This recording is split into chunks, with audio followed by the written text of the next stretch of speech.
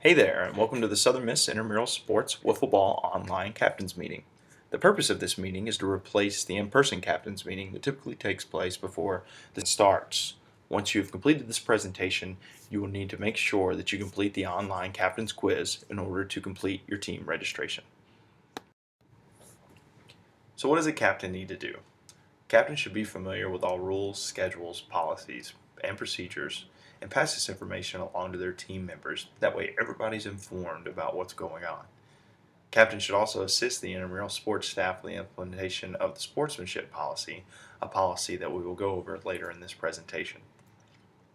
Teams are encouraged to arrive at least 15 minutes early to every contest. This allows the teams to warm up and to check out any equipment they might need and to start the game on time. Captains are also the representative for each member of the team. It is encouraged that team captains are the ones to discuss rule interpretations and calls with our student officials. Participants are encouraged to have a physical examination and obtain adequate insurance prior to participation in recreational sports activities. Individuals who participate in recreational sports activities will be doing so at their own risk. Participation in recreational sports is voluntary, and the University of Southern Mississippi is not responsible for any injury that may occur to participants. Student health and accident insurance information may be obtained through Student Health Services at 601-266-5390.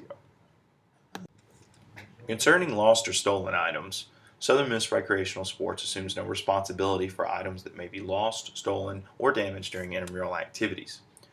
All students are encouraged to secure their valuables. If you are concerned about the security of your valuables, you may locate the sports supervisor on duty, and he or she will attempt to locate a safe place for your belongings. There's a chance that during the fun and excitement of intramural sports, the recreational sports department may want to photograph and videotape participants and use those photographs and videos for promotional materials.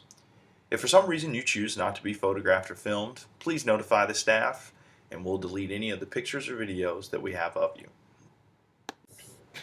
As you're putting together your championship squad, you probably want to know who can play on it. Currently, all undergraduate and graduate students who are enrolled at the university are eligible to play. Faculty and staff are also eligible to play, granted they have purchased a rec card.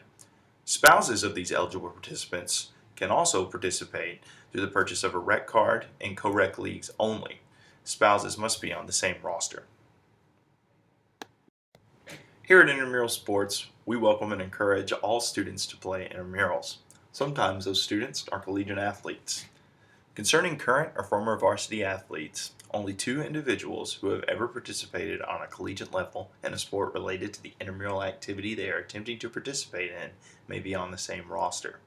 Concerning sport club members, only 2 current sport club members are allowed on the same roster in a sport related to the club that they are a member of. Now, when teams wish to play with a sport club athlete and a varsity athlete on the same team, teams can only have a maximum of 2 members who fall under the current, former varsity athlete or sport club member description. These are new rules to the 2015-2016 academic year. Many students ask, how many intramurals can I play? Well, the answer to that question is, you can play as many intramurals as you want. However, players can only compete for one single-sex team and one co-rec team per sport. Players may not transfer from one team to another. There are some new changes this year to the ID policy in regards to checking in to an intramural event. Participants who appear on the imleagues.com team roster by noon of the day of their event may check into the intramural activity with any form of government picture ID. Participants who wish to check into the event but do not appear on the imleagues.com team roster must present their Southern Miss ID or rec card. Teams will consist of a maximum of 4 players. A minimum of 3 players are required to start the game. Teams shall designate a captain or representative to communicate with the intramural staff. A team includes players, spectators, and coaches. It is the responsibility of the team captain to ensure that all teammates behave in a sportsmanlike manner. So where do we play wiffleball? Wiffleball takes place at the Intramural Field Sports Complex. You can find our fields located next to Fraternity Row and beside Reed Green Coliseum.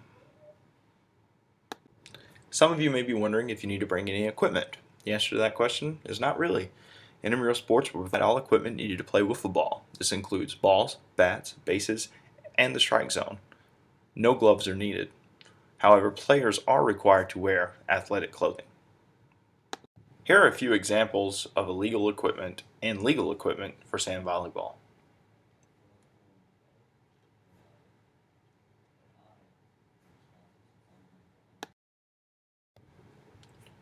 Exposed jewelry of any kind is not to be worn during the game. Below are examples of items that intramural participants will not be allowed to wear during intramural activities. If you have a medical alert bracelet or medical alert necklace, please notify the intramural supervisor on staff, and we will work with you to secure that item to either your wrist or to secure it to your chest. How long do games typically last? The length of the game will be 6 innings or 50 minutes, whichever comes first. If at the end of 50 minutes an inning is still in progress and the home team is losing, the inning will be played through its conclusion. There is a mercy rule. If a team is winning by 10 or more runs after the 5th completed inning, the game shall be over. Single gin pitching. Here's some things you need to know while pitching the wiffle ball. Teams will pitch to their opponents.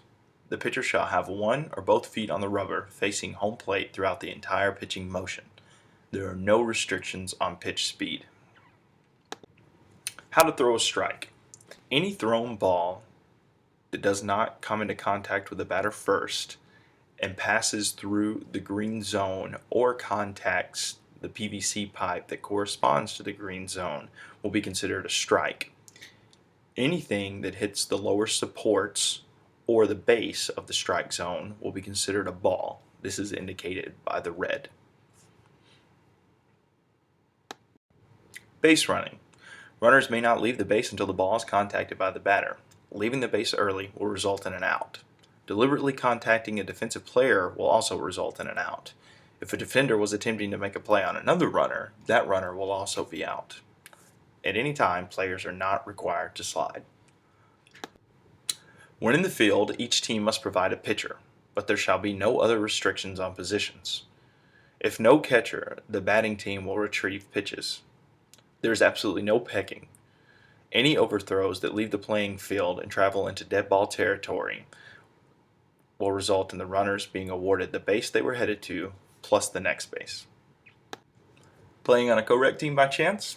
The answer is yes. Here are some special rules that you need to know for our co-rec leagues. Each team will consist of 4 players. A minimum of 3 players are required to start the game. When playing with 4, teams shall use 2 males and 2 females. When playing with 3, there will be 2 males and 1 female, or you can flip that and have 1 male and 2 females. As far as fielding goes, there are no restrictions on where players may play. Teams must alternate gender in the batting order. If playing with 3 players, a team must take an out for that missing player. Teams may bat 6. The 5th and the 6th batters must consist of 1 female and 1 male. Substitutions must be male for male and female for female. If for some reason a team wishes to protest rule interpretation or player eligibility, here are some guidelines that team should be aware of. Individuals who wish to protest must do so at the time of the incident in question.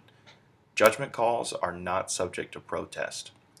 The protesting team must notify the site supervisor to suspend play. The supervisor will then document the contest facts and file a report. Signed protest forms must be submitted to the Wellness Center the day following the contest in question. Southern Miss Intramurals reserves the right to investigate the eligibility of teams and players. These investigations may result in suspension, forfeiture, and probation. In order to keep games starting on time, Southern Miss Intramural Sports adopts a policy that game time is forfeit time. If teams know that they cannot make their scheduled match time, there are 2 options that team has. One is to forfeit, and the other is to default. Teams that fail to have the required number of players present at the game site at the designated game time must forfeit the match. A forfeit results in a loss for the team, a sportsmanship rating of 2.0, a suspension of the team captain, and a fee of $15 assessed to that team captain. Once this fee is paid to the Paint Center sales desk, the forfeiting team's captain's suspension will be lifted. The better of these 2 options is to default. If a team informs the intramural office that they cannot make their scheduled game by noon the day of their game, or even further in advance, the game will be defaulted and result in a loss for the defaulting team and a sportsmanship rating of 3.0. There are no fees associated with defaulting a game. Here's the sportsmanship scale for intramural sports. After each game, the officials and site supervisor will come together and determine the sportsmanship upon the behavior of that team during the game. Keep in mind, a team includes players, coaches, and fans. Examples of factors that could affect a team's sportsmanship rating may include team or player dissent towards an official, unsportsmanlike conduct penalties or technical fouls, abusive language, excessive celebration, unruly fans, and so on. Teams must maintain a sportsmanship of 3.0 to be eligible for playoff competition. League information. Schedules and brackets will be posted to imleagues.com/USM. You can find these easily on your team page. Game times are based on the division you register for. For example, Mondays at 10 p.m. This means that you will play every Monday at 10 p.m. Be sure to check your email for updates. This will often be our primary source of communication between us and you. If you have any questions, please feel free to contact us. You can contact Sean Clark, Assistant Director of Intramurals and Club Sports, or David Calhoun, Graduate Assistant of Intramural and Club Sports. You can reach us at 601-266-5520, intramurals@usm.edu, or you can message us directly at imleagues.com. So what's next? By continuing on and completing the Captain's Quiz, you are now verifying that you have completed the online Captain's Meeting video and are aware of all rules, policies, and procedures related to Wiffleball. If you have any questions, please contact the intramural office through the information provided in the previous slide. Thank you for viewing the Southern Miss Intramural Sports Wiffleball online Captain's Meeting. We wish you the best of luck in the upcoming season.